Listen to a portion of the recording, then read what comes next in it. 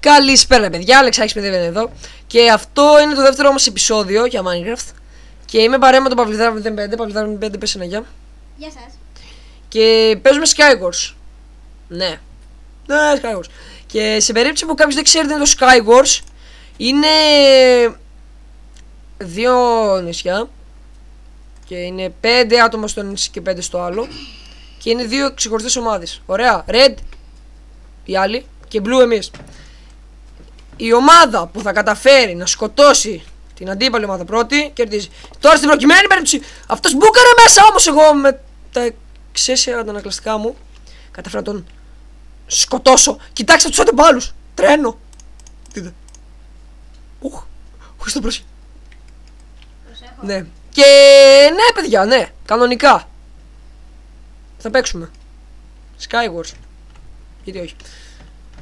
Είναι πολύ καλό παιδιά, πέρα πλάκα. Τώρα πέρα πλάκα, λίγο να μιλήσουμε σοβαρά. Είναι ένα από τα καλύτερα mini games.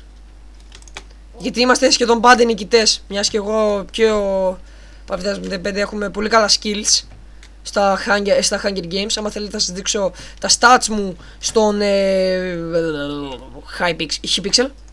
Νομίζω Hypixel, πώς λέγεται τέλος πάντων. Όχι! Μη!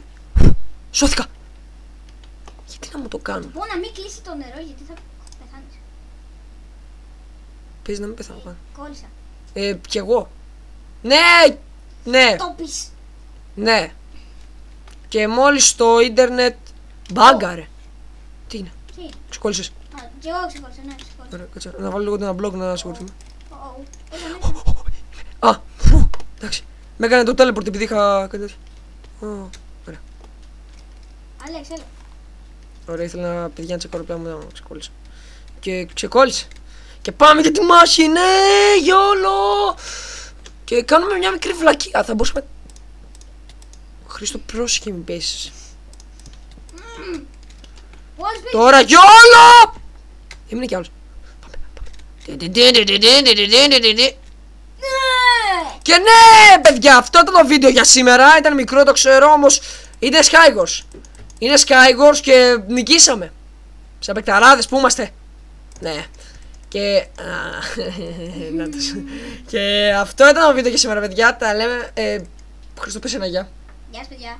Τα λέμε την επόμενη φορά. Γεια σας.